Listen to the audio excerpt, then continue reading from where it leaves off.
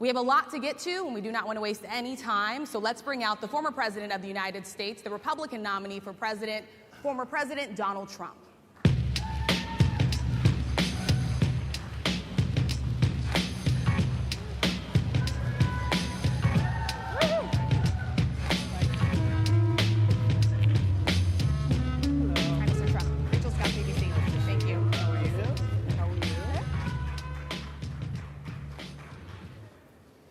Mr. President, we so appreciate you giving us an hour of your time. I want to start by addressing the elephant in the room, sir.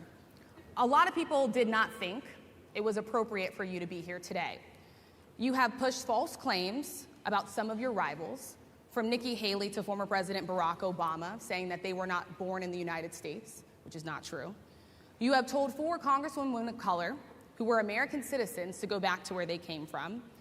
You have used words like animal and rabbit to describe black district attorneys. You've attacked black journalists, calling them a loser, saying the questions that they ask are, quote, stupid and racist. You've had dinner with a white supremacist at your Mar-a-Lago resort. So my question, sir, now that you are asking black supporters to vote for you, why should black voters trust you after you have used language like that? Well, first of all, I don't think I've ever been asked a question in such a horrible manner. First question. You don't even say, hello, how are you? Are you with ABC? Because I think they're a fake news network, a terrible network. And I think it's disgraceful that I came here in good spirit. I love the black population of this country. I've done so much for the black population of this country. Including employment, including opportunity zones with Senator Tim Scott of South Carolina, which is one of the greatest programs ever for black workers and black entrepreneurs. I've done so much, and you know, and I say this, historically black colleges and universities were out of money, they were stone cold broke, and I saved them, and I gave them long-term financing, and nobody else was doing it. I think it's a very rude introduction. I don't know exactly why you would do something like that. And let me go a step further. I was invited here, and I was told my opponent, whether it was Biden or Kamala, I was told my opponent was going to be here. It turned out my opponent isn't here. You invited me under false pretense. And then you said, you can't do it with Zoom. Well, you know, where's Zoom? She's going to do it with Zoom, and she's not coming. And then you were half an hour late, just so we understand. I have too much respect for you to be late. They couldn't get their equipment working or something was wrong. Mr. President, I would love if you can answer the question on your rhetoric and why you believe that black voters should trust you with another 4 years. I have been the best president for the black population since Abraham Lincoln. That's my answer. Better than President Johnson, who signed the Voting Rights Act? And for you to start off a question and answer period, especially when you're 35 minutes late because you couldn't get your equipment to work, in such a hostile manner, I think it's a disgrace. Let me just ask a follow-up, sir, and then we'll move on to other questions here. Some of your own supporters, including Republicans on Capitol Hill, have labeled Vice President Kamala Harris, who is the first black and Asian American woman to serve as vice president and be on a major party ticket, as a DEI hire. Is that acceptable language to you? And will you tell those Republicans and those supporters to stop it? How do you define DEI? Go ahead. How do you define diversity, equity, inclusion? Okay, yeah, go ahead. Is that what your definition? That is give me a literally definition the words then. Would you give me a definition DEI. of that? Give me a definition of that. Sir, I'm asking you a question, a very direct question. Define it for me, if you would. I just defined it, sir. Do you believe that Vice President Kamala Harris is only on the ticket because she is a black woman? Well, I can say no. I think it's maybe a little bit different. So I've known her a long time indirectly, not directly very much, and she was always of Indian heritage, and she was only promoting Indian heritage. I didn't know she was black until a number of years ago when she happened to turn black, and now she wants to be known as black. So I don't know, is she Indian or is she black? She is always identified as a black woman. She went to a historically black college. I respect either one, but she obviously doesn't, because she was Indian all the way, and then all of a sudden she made a turn, and she became a black person. Just to be clear, sir, do you believe that she is... I think somebody should look into that, too, when you ask continue in a very hostile, nasty tone. It's a direct question, sir. Do you believe that Vice President Kamala Harris is a DEI hire, as some Republicans I really don't have know. said? I mean, I really don't know. Could be. There are some, and there are plenty. I know this lady right over there, Harris, is a fantastic person who just interviewed me at length. And we had a great interview, I think, and I heard you got very good ratings on that interview. You told me it was the longest one of your life, so we had a good discussion. Look, I want to talk about why you're here today. I mean, it is not lost on us how divided we are as a country. And as you were coming today, we really got to see that we were divided along the lines of race, along the lines of gender. And there is this question of, in this moment where we are, why come here? What is your message today? My message is to stop people from invading our country that are taking, frankly, a lot of problems with it. But one of the big problems, and a lot of the journalists in this room I know and I have great respect for, a lot of the journalists in this room are black. I will tell you that coming from the border are millions and millions of people that happen to be taking black jobs. You had the best. What exactly is a black job, sir? A black job is anybody that has a job. That's what it is. Anybody that has a job. All right. And Mr. President, they're taking the employment away from black people. They're coming in, they're invading. It's an invasion of millions of people, probably 15, 16, 17 million people. I have a feeling it's much more than that. And everybody's been seeing what's happened. The first group of people, the black population, is affected most by that, and Kamala is allowing it to happen. She's the border czar. She's the worst border czar in the history of the world. There's never been a border czar like this. She's never even essentially been. She said she was there once, but not the right part of the border. So she was a border czar. She's done a horrible job. These people are coming into our country, and they're taking black jobs and Hispanic jobs, and frankly, they're taking union jobs. Unions are being very badly affected by all of the millions of people that are pouring into our country. And one thing, as we discussed, many of these people are coming in from mental institutions, from prisons, from jails. They're gang members in other countries. Other countries are setting loose their prisoners. They're opening up their prisons and their mental institutions, and they're taking their bad people, drug dealers, gang members, and they're bringing them into the United States. And by the way, their crime rate is going down, and our crime rate is going to be a disaster. Mr. President, I want to get into how you address some of the issues with black communities. And I say that plural because we live in communities of color that are different. We're not all the same. We don't vote the same. We don't think the same. True. It's not monolithic.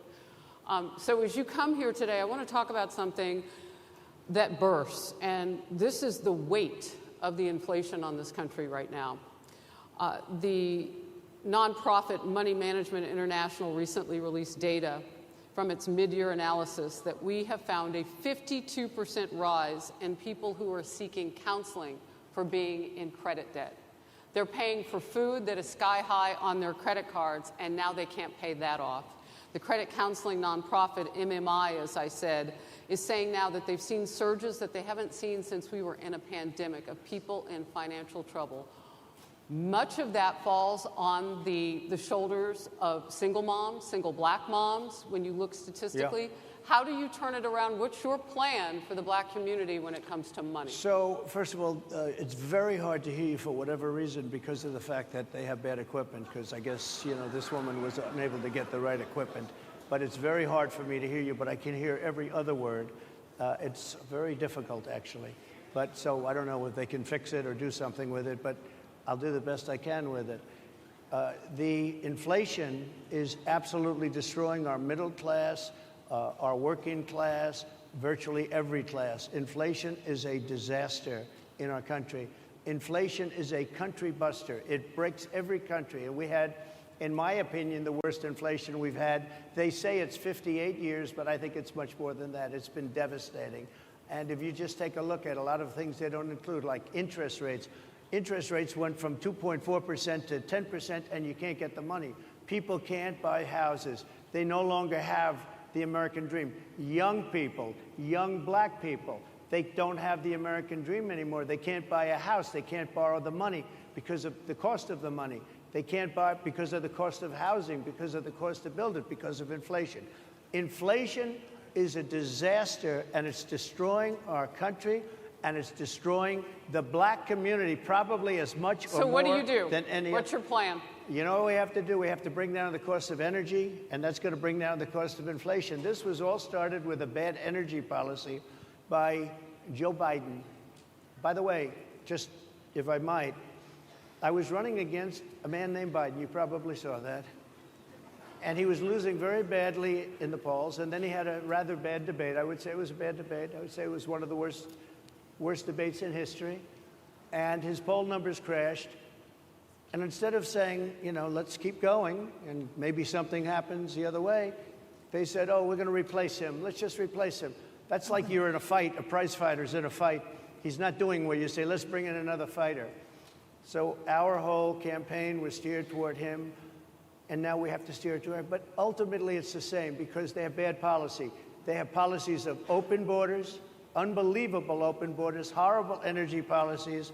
They want to get rid of, as you say, gasoline in cars. They want to get rid of oil. They want to get rid of efficient heating. Mr. President. Environmentally, what they're doing is killing our country. They're absolutely destroying our country. But the inflation is the thing that's hurting the black worker, the black population, and every other population within our country. Inflation is the worst it's been, I think, in over 100 years.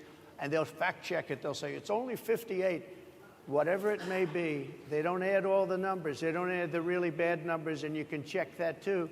But inflation, Harris, is absolutely destroying this country and the people in our country. Yes, Mr. ma'am. President, can I ask you another question Yes, that is and- also impacting black Americans? And that's very clear now. Good. I'm sorry? It's very clear. I hear you. Okay.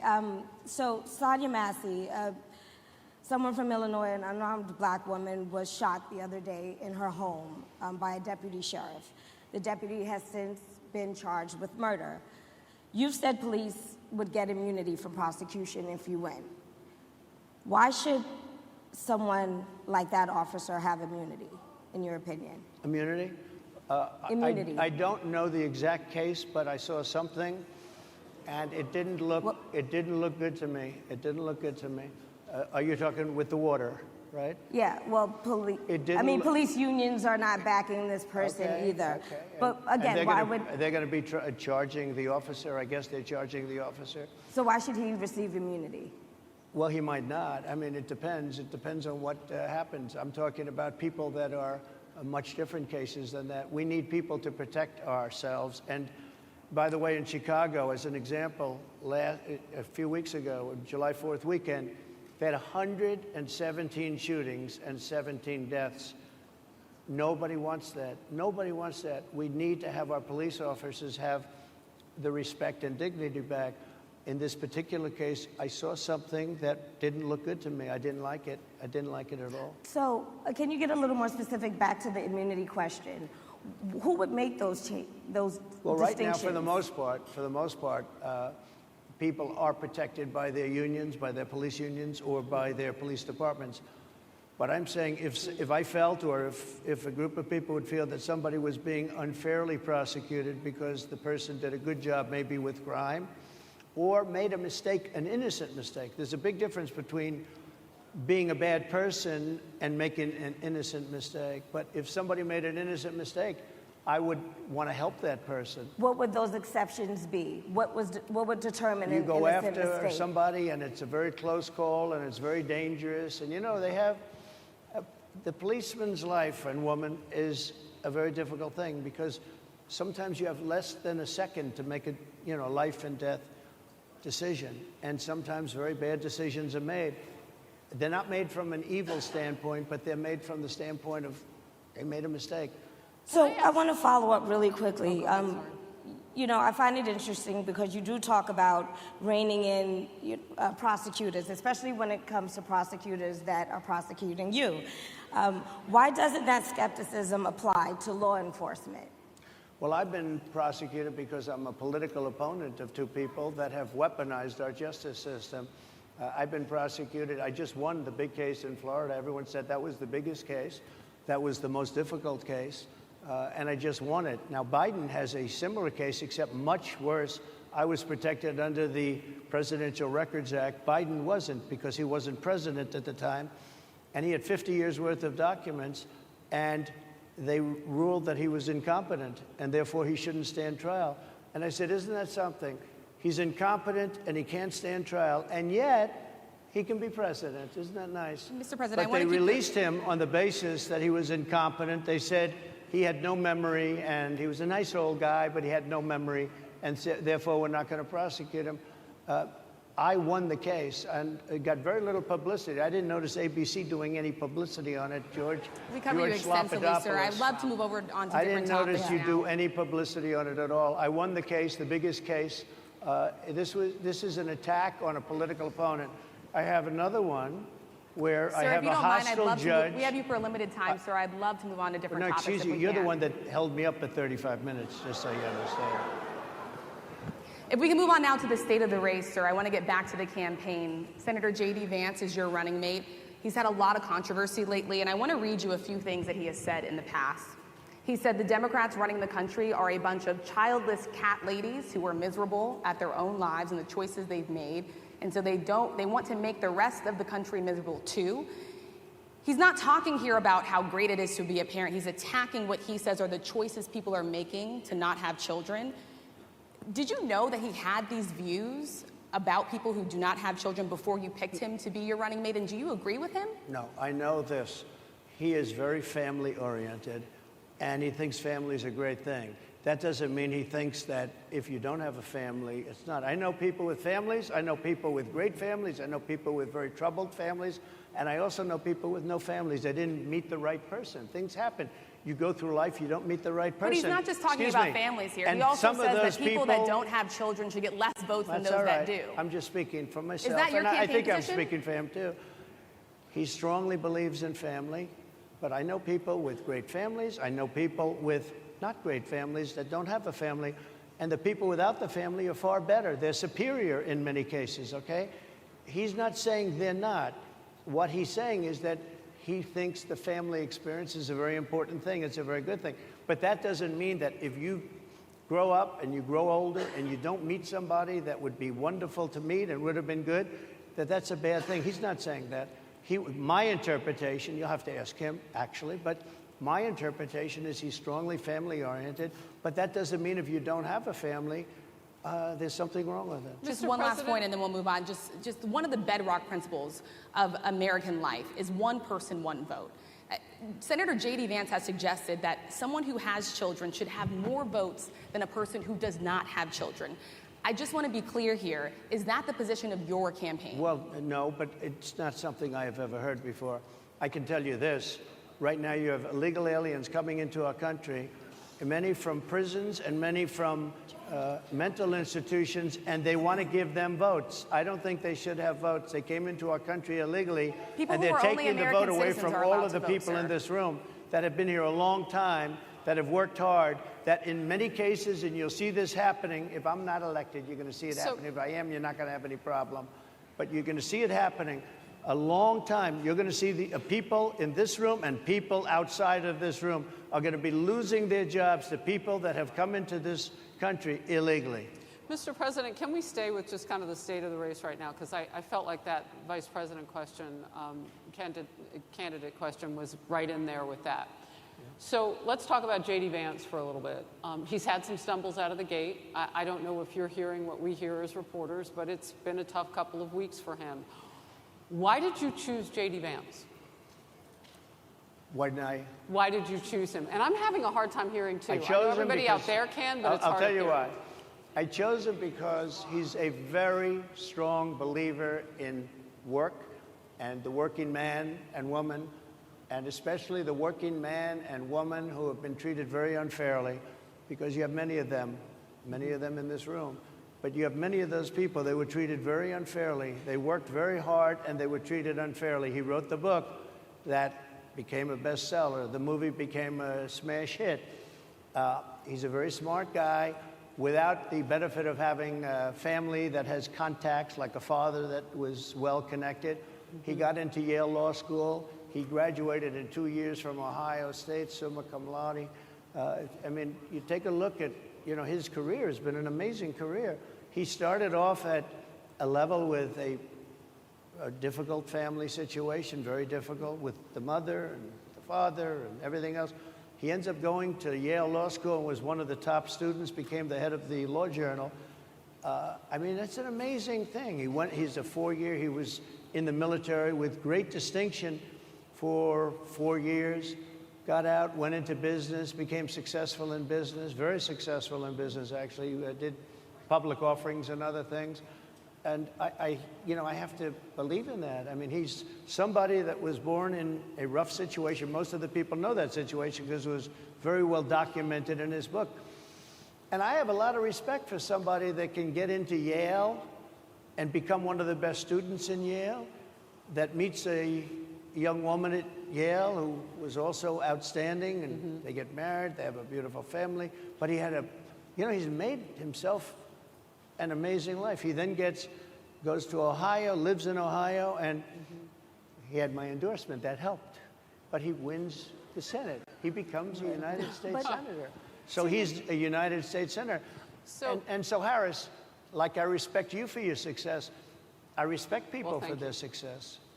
The reason I asked the question is because the last time you and I sat and talked was the day that you were shot. We'd been together for much of that day. You left to go to Butler, Pennsylvania, and we didn't know what was next.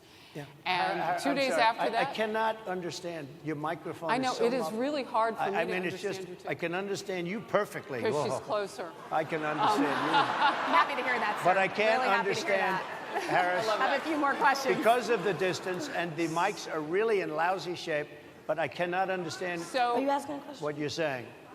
So what I wanted to say was the last time we spoke, you said some words that were prophetic because I asked you who you wanted to choose for vice president. Yeah. And you said normally it really wouldn't matter what they would bring. You know, you choose somebody that you think has a future, that sort of thing. But you said these words 3.5 hours before an attempted assassination on your life. You told me that bad things happen, Harris. And that's why this decision is important this time. Bad things happen. You said it twice. When you look at JD Vance, is he ready on day one? Does he what? Ready on day one, if he has to be. I've always had great respect for him, and for the other candidates too. But I will say this, and I think this is well documented. Historically, the vice president, in terms of the election, does not have any impact. I mean, virtually no impact. You have 2 or 3 days where there's a lot of commotion as to who, like you're having it on the Democrat side, who it's going to be. And then that dies down, and it's all about the presidential pick. Virtually never has it mattered. Maybe Lyndon Johnson mattered for different reasons of what we're talking about, not for vote reasons, but for political reasons, other political reasons. But historically, the choice of a vice president makes no difference. You're voting for the president, and you can have a vice president who's outstanding in every way, and I think JD is. I think that all of them would have been. But you're not voting that way. You're voting for the president. You're voting for me. If you like me, I'm going to win. If you don't like me, I'm not going to win. I'm going to get my JD Vance question in.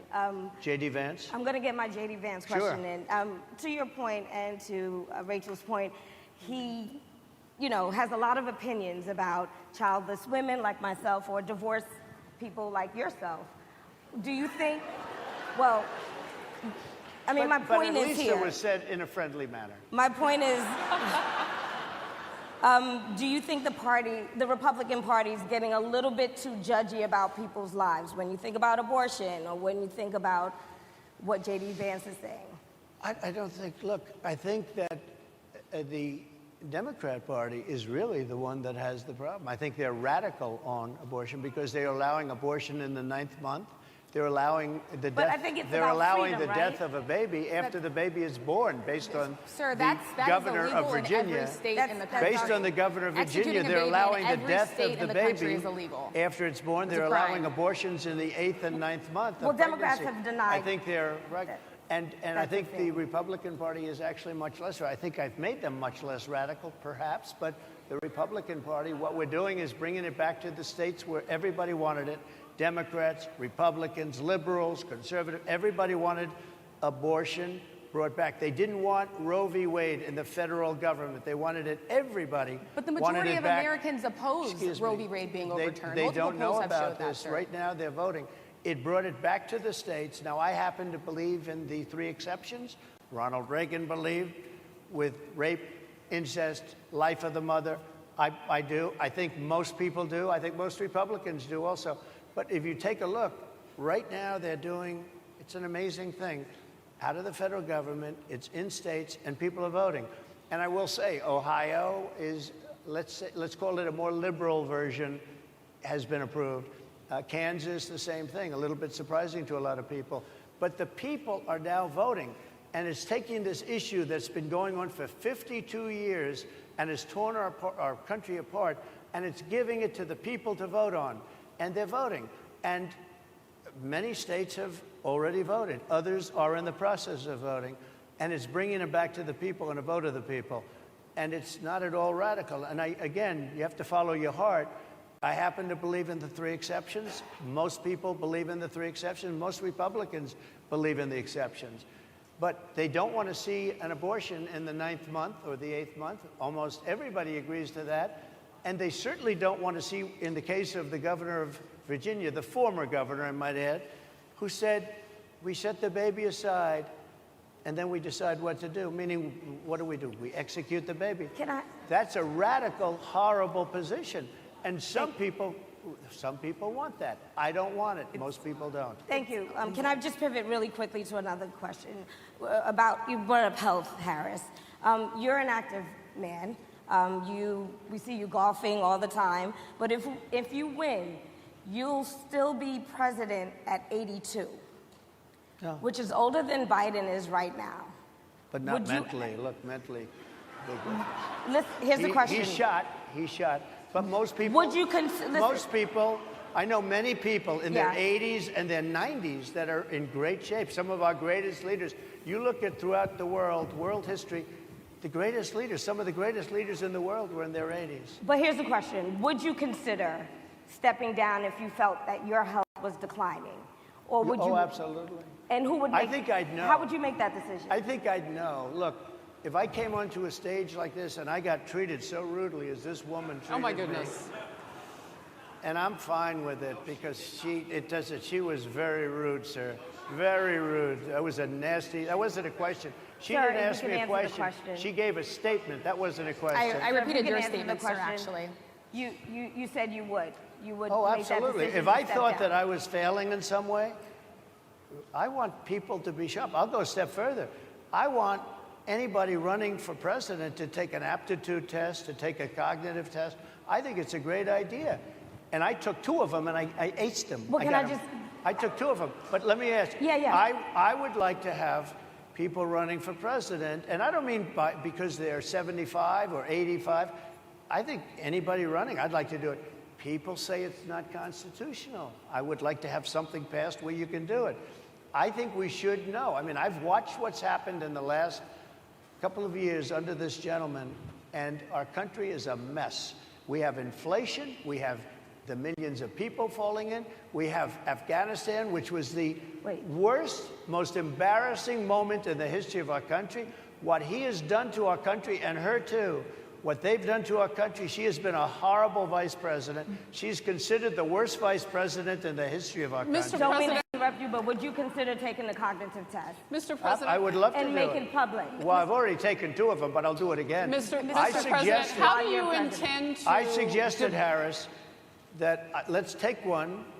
I said, Joe and I will go and take a cognitive test. Now, I'd do it with her, too. I would do it with her also. You know what?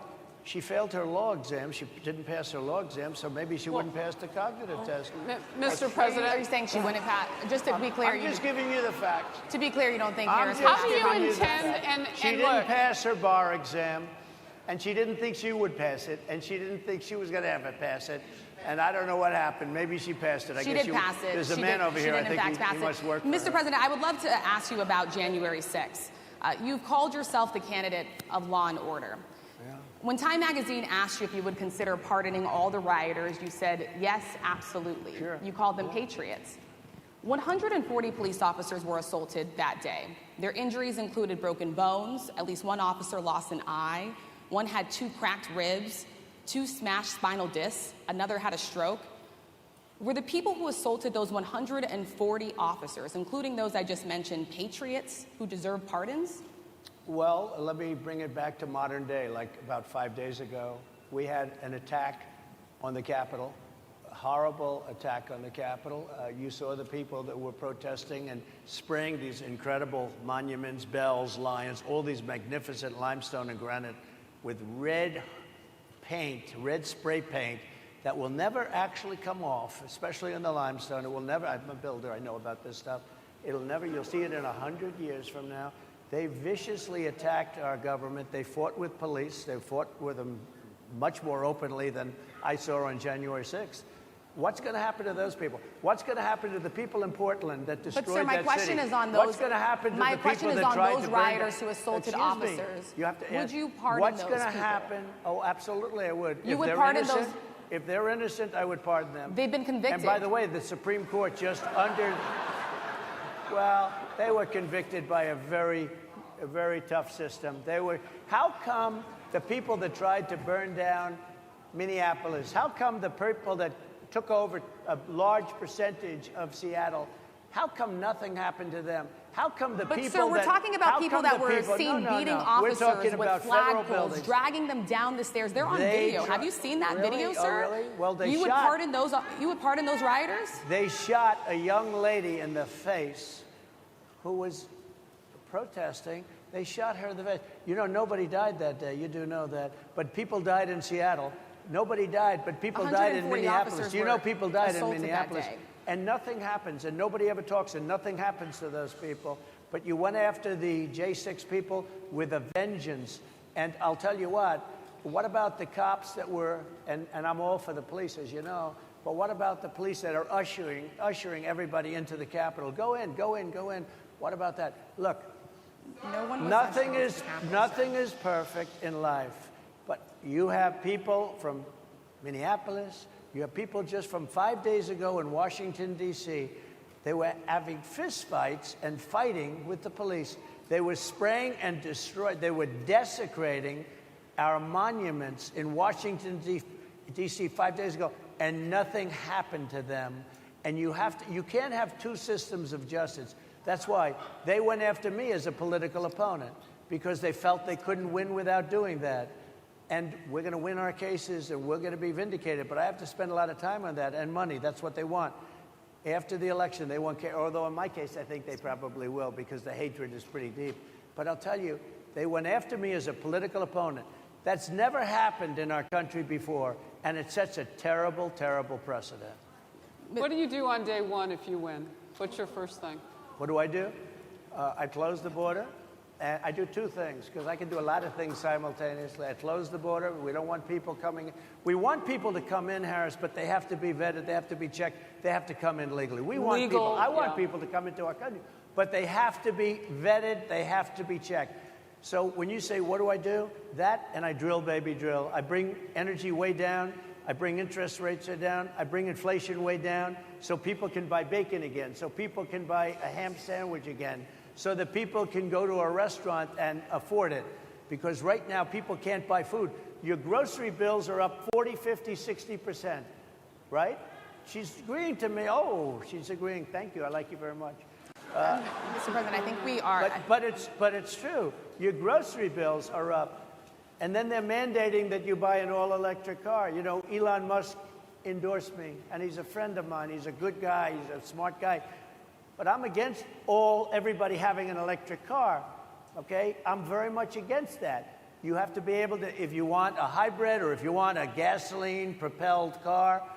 But, you know, we have more liquid gold, gasoline, oil, under our feet than any other country. More than Saudi Arabia, more than Russia, more than any other country. I want to use it. I want to use what we have. I want to bring down prices, bring down costs. And I also have to stop the invasion. And remember, they're taking your jobs. These people coming in are taking your jobs. Project 2025. I think we have to leave it there by the Trump team. All right. So leave it. That is the last word. Thank you so much, Mr. Trump, for coming today and joining us. Well, thank you very much.